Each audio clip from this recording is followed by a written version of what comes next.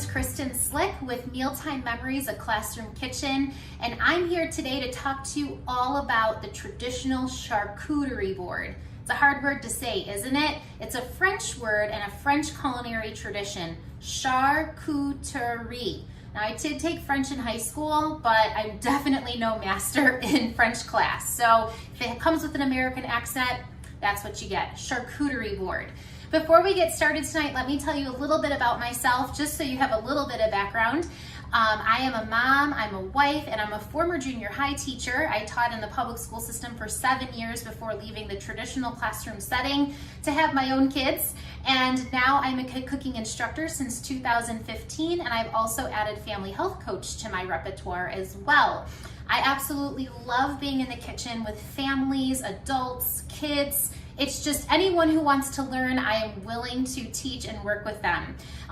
All of my cooking lessons always involve a little bit of food history, a little bit of nutrition information, and of course, cooking skills. So not only are you gonna get a lot of how to build a charcuterie board, but you're also gonna get a little bit of a recipe as well tonight to go with your charcuterie board. So let's go ahead and get started.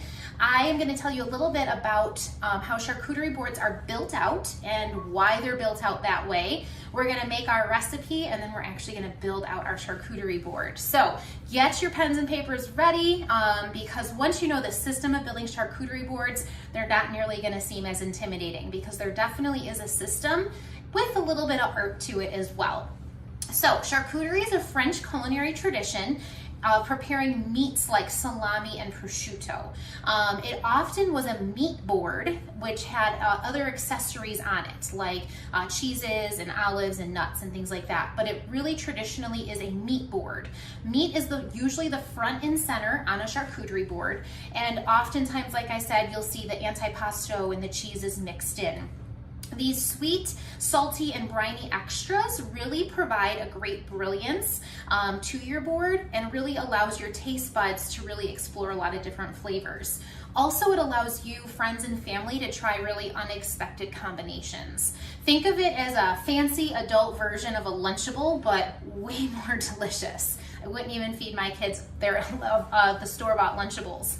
So when do you make charcuterie boards? Really, guys, anytime you want. It can definitely be for a special occasion or when you want to impress, but it can be for as simple as a family dinner.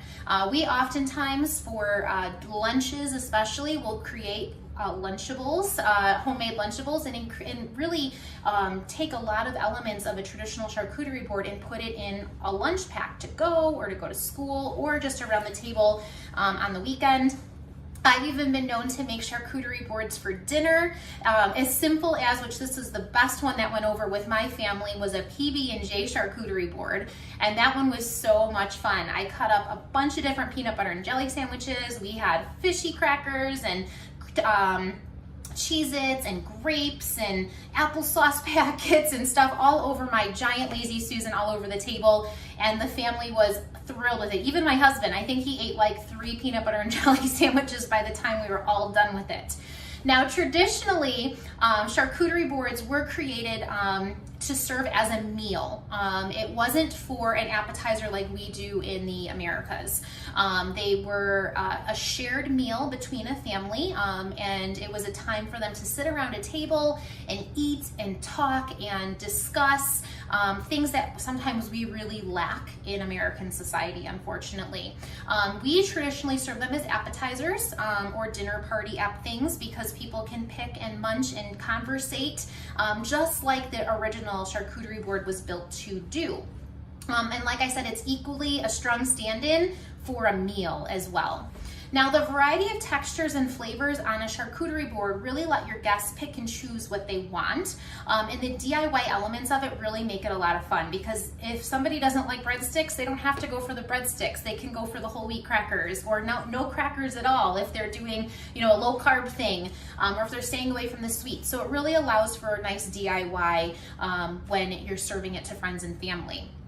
Now, since boards are 100% customizable, you can serve it any time of year, and you can really customize them for that time of year. So like in the winter time, around the holidays, I did this really cool evergreen looking charcuterie board, and it had sprigs of rosemary going through it to make it look like pine tree branches, and lots of cranberries and reds and greens and all kinds of deeper colors. Whereas today's charcuterie board, you're going to see some lighter elements to the board because we're heading into spring now.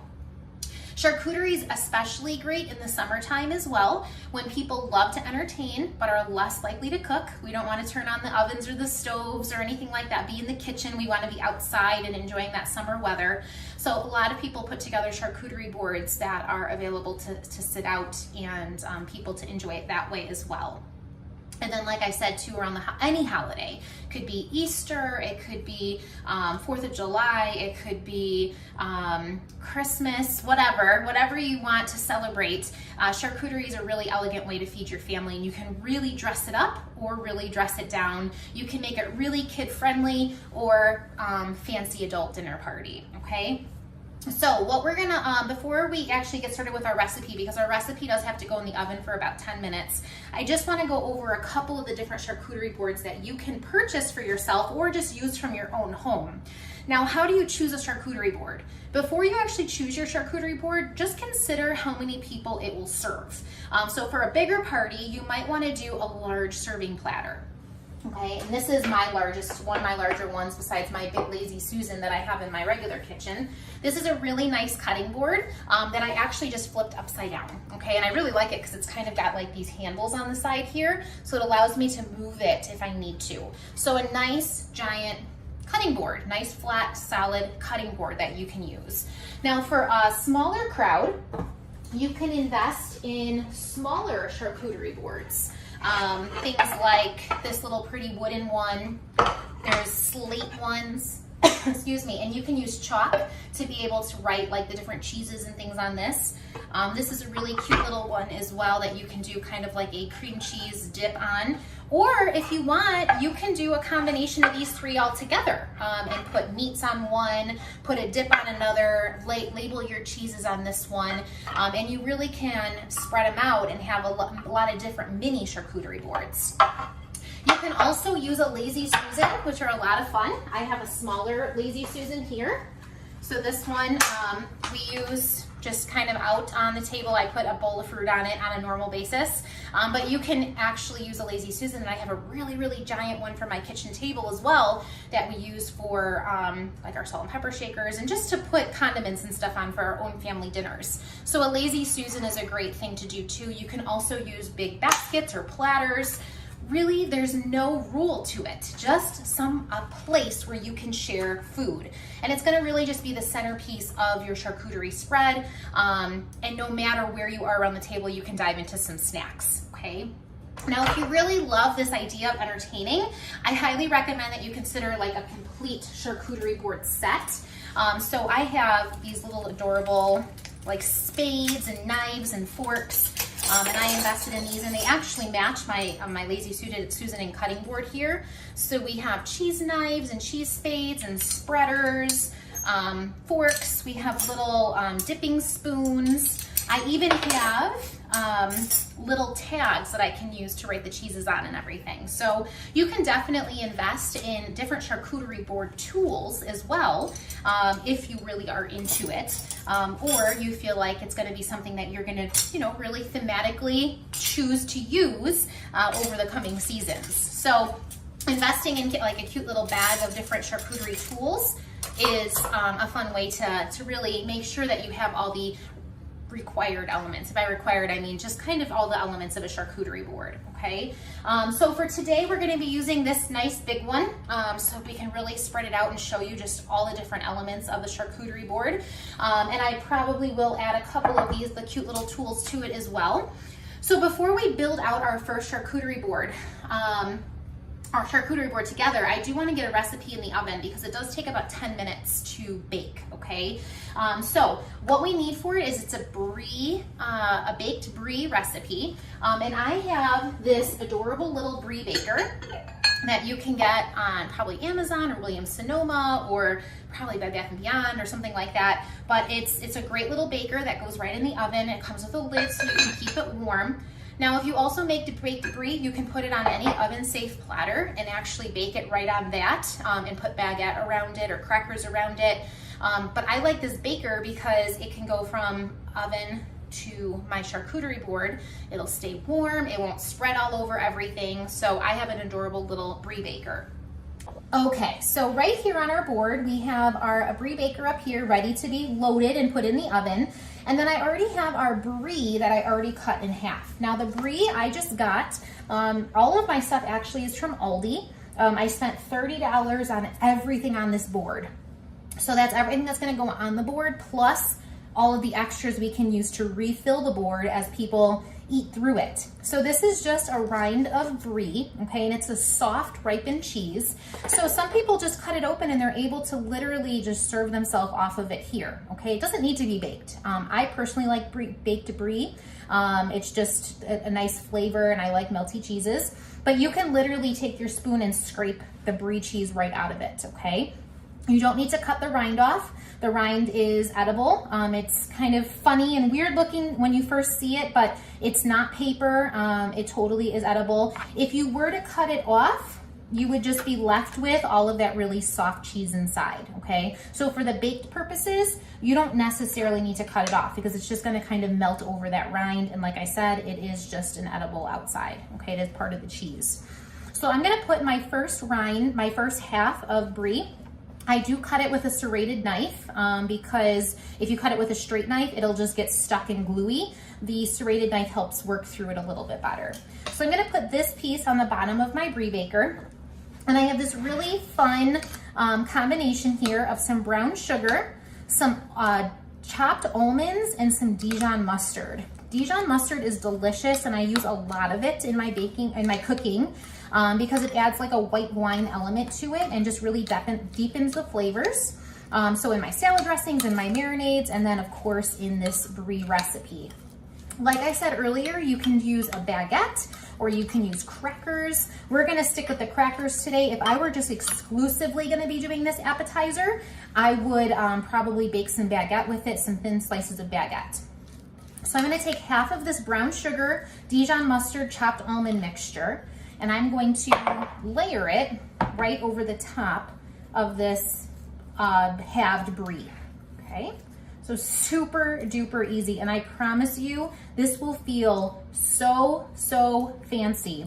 And I didn't buy any other special almonds. In fact, I have a trail mix that I bought for this recipe, for the charcuterie board. It's a chocolate cashew and almond trail mix, and I just took the almonds out of here to chop them up. So I didn't even buy extra almonds. I literally just used whatever trail mix I was going to be using on the board. So definitely utilize other materials in your charcuterie boards. The other half of the brie, I'm just going to put face side up because we want the cheese to melt over the top. And I'm going to take the other half of my mixture and spread that along the top. Guys, that is it. That is literally how easy this baked brie recipe is. And I promise you, people will go bonkers over it. It is one of the most requested recipes that I have when I make charcuterie boards, or if I have people over, they always want me to make this baked brie. And luckily it is very inexpensive. I always have Dijon mustard, I always have brown sugar, usually almonds to be honest, especially if I dig them out of a bag of trail mix. And the brie is really inexpensive. I think this brie rind cost me like $3.50. So, and then a loaf of bread is like $1.50. So it's a very inexpensive appetizer to make, okay? So I'm gonna throw this in the oven, come back to you and talk a little bit more about how we're gonna start building out our charcuterie board. All right, let's get this guy in the oven.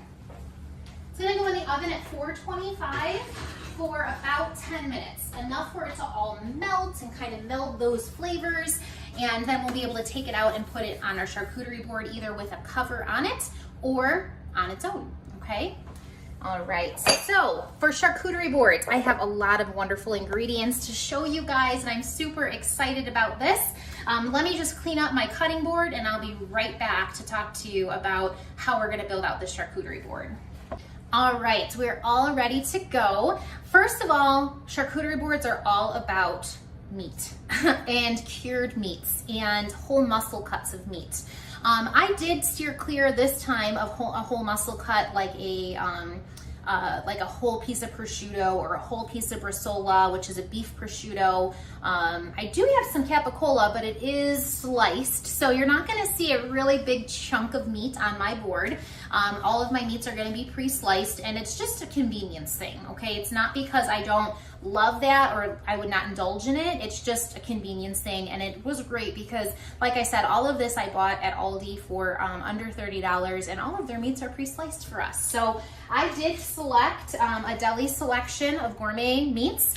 We have here some pepper salami, some hot capicola, and some hot calabrese. Okay, so all pre-sliced, which allows me to kind of fold it really nice and pretty on my charcuterie board. You can also get some cured sausages. Think like pepperoni, the non-peppered salami, spicy soppressata, some dried chorizo. So you can definitely pick those up at different stores or the regular grocery store. I know oftentimes I shop Mariano's, Aldi. Those are really kind of the places I go for my charcuterie boards because I'm able to they have a little bit bigger of a selection, okay, and reasonable prices for being kind of more gourmet. So you want to start centerpiece with your meats, and then you need something bready on your charcuterie board. So first, cured sausages and whole muscle cuts. Second, or kind of the third piece, is going to be something bready, whether that be crostini, some breadsticks, some crackers, and I have a little bit of both of that, okay? I found these really awesome puff pastry twists at Aldi as well, and I really like them because it adds a little bit of height to my charcuterie board. I always like to add a little bit of artistic height to it so that people can draw in their attention. I just have a cute little mason jar, and I filled up a few breadsticks in there. Don't feel like when you see all of these ingredients that you need to put them all on your charcuterie board at one time. You don't have to do that, okay? What you do need to do is kind of have them on the side to refill the charcuterie board, or else people are gonna get overwhelmed. Everything's gonna kind of be touched and moved around. So make it so that, yes, it looks pretty and arranged, but it also is not overflowing. People aren't accidentally spilling stuff on it, and add some height. So I like breadsticks. Also, at Aldi, I have this like 6 cracker assortment, so it really gives people a really good variety of what they want to grab. All really kind of just easy flavors, but fun and different sized crackers as well, depending on what they want to add to their plate. Again, that DIY version of a charcuterie board, right? So we have some sausage, some muscle cuts, we have something bready. Now we need something sweet on our board as well. So sweet-wise, I did get some chocolate pieces, some dark chocolate pieces in my trail mix. So that kind of goes with the briny and the crunchy aspect that we'll get to in just a second. So I did go with something sweet. I did get some dark chocolate in there. I do have some dried apricots, which add a really nice color to your charcuterie board, as well as, again, something sweet.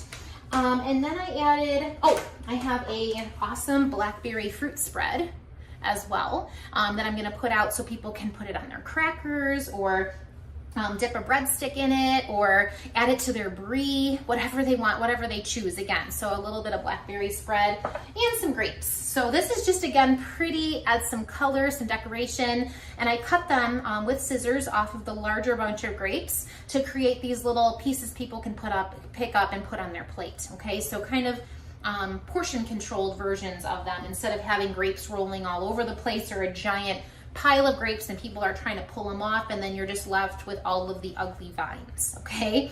So something sweet, like I said, something briny. So we have some olives, okay? And these are actually a pre-marinated olive you can get from the olive bar, or they have them pre-marinated in little containers. And again, I would probably just put out a little like shot glass of toothpicks next to it so people can use that, or use one of your cool little utensils that you have.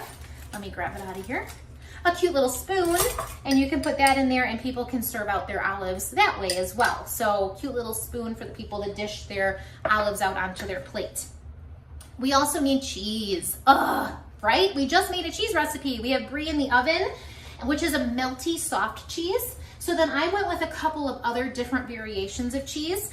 You really should have different kinds of cheese. So like, just like the meats, which I have right here, I have something kind of spicy, I have something peppery, you can have something a little bit more bland, like a salami. Again, different kinds of meats and different cuts of meat. You're gonna have different kinds of cheeses.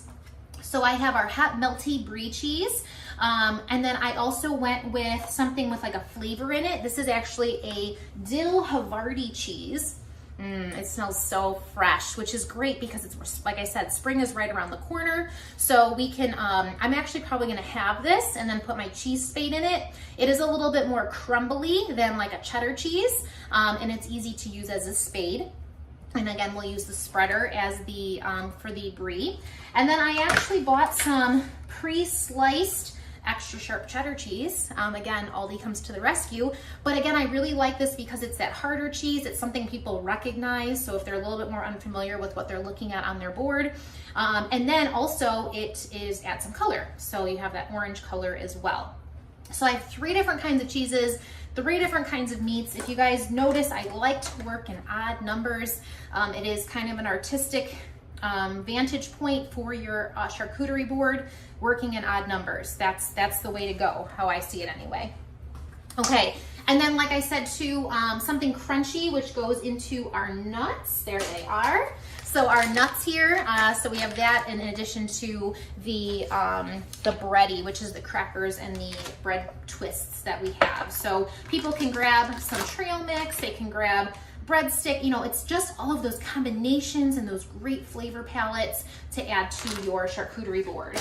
So now that we've gone over all of our elements, we have meats, we have cheeses, we have something bready, we have something sweet, we have something briny, and something crunchy. So there's actually like 6 elements to a charcuterie board that really allow you to create this masterpiece and really build out something special for friends and family. And again, this all can be changed seasonally. When I was doing the Christmas board, instead of a dill cheese, I went with a cranberry cheese, which is heavenly, and I ate way too much of it over the holiday season. So cranberry cheese. So again, you can change it up and make it a little bit more withstanding to different holiday traditions that you might have.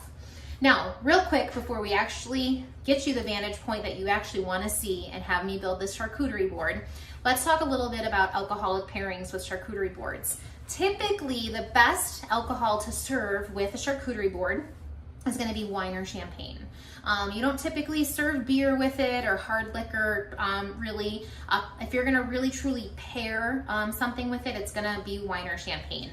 Now, I'm not a wine sommelier. I enjoy all wines. It's kind of whatever I'm in the mood for.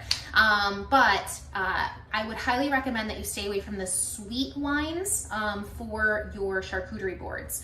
The sweet wines are really going to mute your palate and almost make it so that you really can't enjoy the other culinary aspects of the charcuterie board, okay? So champagne is probably the most fun option because oftentimes you don't pair a lot of food with champagne. It's more of a celebratory kind of thing, maybe with dessert. Champagne has a distinct acidity to it that really pairs well with a lot of the fatty and acidity of a charcuterie board. I mean, we have tons of fat on the charcuterie board, right? Between the meats and the cheeses and the olives and the nuts. I mean, you're definitely gonna be full after you eat from a charcuterie board because it's gonna fill you up. It's really gonna satisfy your cravings. So champagne really pairs well with it. It also pairs well with those hard cheeses and then the berries that aren't too sweet as well. So popping open a bubbly bottle of champagne is going to be a great surprise for your guests when you're building a charcuterie board.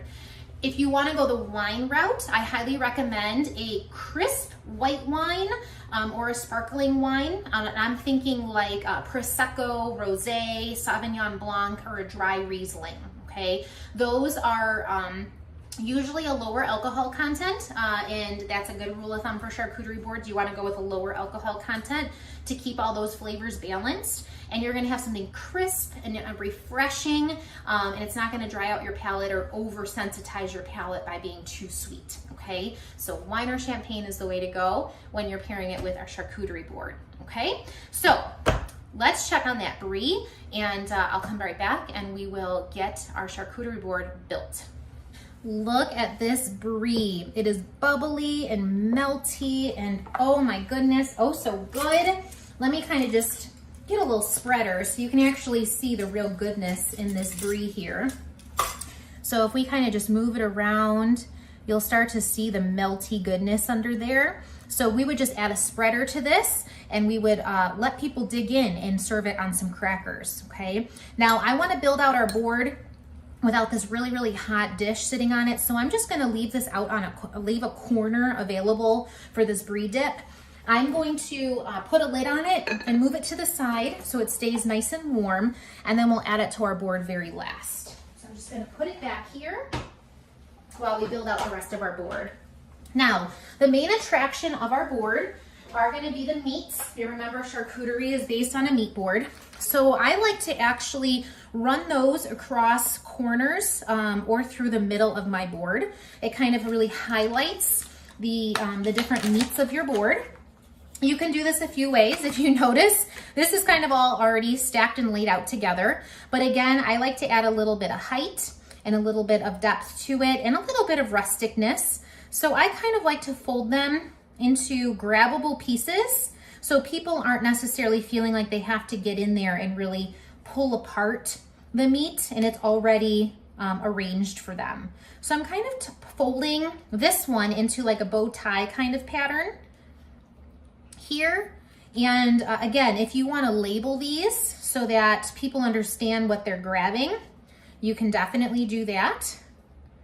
But you want people to feel comfortable and excited to dig in. So we kind of have this really nice pile of meat first, and then we'll dig into this salami. And we'll do it kind of the same way. I might fold these kind of like in half. And these are kind of peppery, and I'm just gonna kind of alternate them. So again, people can just get in there and grab. Now, this isn't a ton of meat, so I'm not gonna worry too much about using all of it on my board at one time. Unless you feel like you have a ton of meat, then you don't have to put it all out at one time. But again, actually the salami, there's a lot of, so I'm just gonna kind of make them all even. And I'm running them, like I said, down the middle of the board. I like to start with all of my main pieces first, which would be my meats and my cheeses. Again, I'm gonna leave this area over here open for my brie. So I do have a few pieces of salami left, but I'm not gonna get too crazy with it because I can always add more back to it. And then I have, these are actually very large pieces, so I can almost rip these in half so that they're a little bit more rustic looking. And again, I'm gonna run this down the side of the board over here. My meats are front and center. It's gonna really draw people in. I can't wait for you guys to see how colorful and pretty this is gonna look. So meats go first, then our cheeses. There we go, that's kind of an even amount across the board here. So we have 3 different kinds of meats. Let me just get a napkin so I can take some of the slipperiness off my fingers. Try to keep your board kind of clear of just little debris that might add up as you're building it. For my dill cheese here, I'm gonna use my cheese spade, and people can kind of cut it the way they want to. So you can see it's softer than it's kind of like mozzarella. Like it feels kind of like almost like a mozzarella consistency, if like a block of mozzarella. So it's a very pretty, and maybe I'll just do that and stick this in there so people know that's what they're supposed to use. And I'll put the other part of it away for another time. And I'm gonna leave my brie over here. So maybe I'll arrange this cheese here. And then I'm gonna arrange some of my cheddars as well on the same side. Stuck in there, there we go. And again, I'll arrange them so people can just grab pretty easily without feeling like they're touching every single thing on your board. There we go. Again, a little bit of height. So we have our cheddar, we have our dill, and then we're gonna have our brie over here once we're ready to add that, okay? So we're doing pretty good so far. We have some of our cheeses, we have all of our meats. So now we're gonna go in and we're gonna add kind of all of our extras. And I know it sounds funny that we have extras to add. I mean, and you could really overstack this with additional meats. You could finish wrapping up your other meats in here. But I really am kind of going for the height so that we have room for everything else. Now, I like to add like my jams and any spreads or dips. I have these cute little bowls as well. Let me get a little spoon here. I like to add these on the end. So you're gonna see that I'm gonna keep my brie on the end and I'm gonna keep this dip, this jam on the end. Because if you put it right in the center of your charcuterie board, see, look, I already got it on a piece of salami. People are gonna be dripping jam all over the salami or the cheese or, you know, whatever. So we wanna make sure that we keep it on the ends. So I'm gonna actually move my cheese up a little bit, put it a little closer to my meat. I'm gonna put a jam on the corner over here. Okay, and that's gonna allow people to serve themselves jam without dripping over everything else on the board, okay? We're gonna go ahead in here and throw our olives on here as well. We're gonna throw some of our apricots. Actually, let's go in for our crackers. And I actually wanna make a little bowl of trail mix too. So I do like separate bowls because if people don't like things touching, then they don't have to worry about them touching, okay? So we're gonna kind of spread them that way, again, reserving a spot for our brie baker. That was kind of another highlight of our board. So we're gonna come in here, again, kind of working in threes. I'm gonna kind of add different styles of crackers running down the center of the board by our meats and cheeses so people have a variety to grab from. I'll grab these rectangular ones. It's kind of an interesting pairing between circles and rectangles. Okay, so again, things can be like, you know, a little crowded per se, but not so much so that everything's gonna be falling off of your board. Okay, so it does take a little bit of rearranging practice, but if, again, you have those basic elements, then you can just go in and kind of rearrange and things, and your every board is gonna look different every time, which is a lot of fun as well. Okay, so like I said, every board is gonna look a little different every time. I have these really neat sesame seed crackers that I'm not sure where I wanna put yet. Maybe I'll kind of line them over here. Still enough room for our brie. We have our breadsticks that we can add into the mix as well. So we'll put that because the brie is gonna be a little bit lower over here. Let's go in and sprinkle in some of our apricots. I'm gonna put those kind of on the sides here next to that really bright meat. Kind of keep it away from the orange cheese that'll kind of blend in otherwise. And throw in some of our apricots there. And we can throw in some of our grapes. This one I'd probably put more closer to the cheese area. We'll add some to the edges of where the brie is gonna be sitting. Want a third spot. I like threes. I like odd numbers. All right, let's see. Maybe I won't add, maybe right in here. That'll be pretty, right next to the olives, okay? I think we're getting everything on our board. We have our meats, we have our cheeses, we have our sweet, we have our crunchy, we have our bread, we have, let's see, we have our acidic, which are our olives. Guys, this is really coming together so well. All right, I think it's time for our brie. We're gonna add that to our end here, and you're gonna really see how that all comes together. Perfect fit. It was like meant to be. And we'll take, let's see, that's just not too warm. We'll take that lid off. We'll add our spreader. Oh my goodness. Guys, does this not look so pretty? Look at that. I mean, perfect. All of the different elements of a beautiful charcuterie board and a little something for everybody. You can come in here and grab a little piece of apricot to have with your champagne, or you can make a whole meal out of the meats and cheeses again, and then you can come in and refill anything you need. But wow, look at this, guys. Just so pretty and elegant, and yet we bought it all at a local grocery store for under $30. So don't you feel accomplished?